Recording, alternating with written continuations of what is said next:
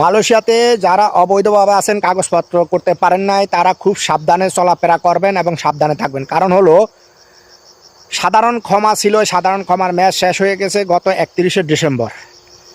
ওই ক্ষমাতে ছিলেন কিছু জরিমানা দিয়ে অবৈধ প্রবাসীরা বাংলাদেশে যেতে পারতেন নিজ নিজ দেশে, কিন্তু সেটার মেয়াদ শেষ হয়ে যাওয়ার কারণে এখন মালয়েশিয়া ইমিগ্রেশন চতুর্দিকে রেড দিচ্ছে। রেড দিয়ে অবৈধ প্রবাসীদেরকে আটক করতে আছে। গত পরশুদিন রাতও আটক হয়েছে প্রায় শতাধিক প্রবাসী। আমরা যারা অবৈধভাবে আছি আমরা খুব সাবধানতার সাথে চলাফেরা করব এবং খুব সাবধানতার সাথে থাকব।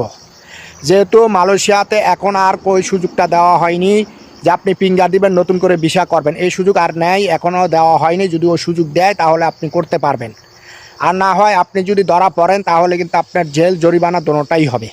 তো খুব সাবধানতার সাথে থাকতে হবে এবং খুব সাবধানতার সাথে চলতে হবে যারা মালয়েশিয়াতে অবৈধভাবে আছেন।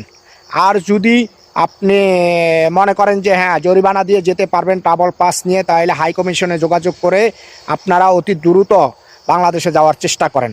না হলে ধরা পড়লে কিন্তু আপনার কি হবে, জেল হবে, জরিমানা হবে, সবই হবে। এবং এই দেশে জেল খাটলে যে কী পরিস্থিতি জেলের, এটা যারা খাটছে তারাই বোঝে।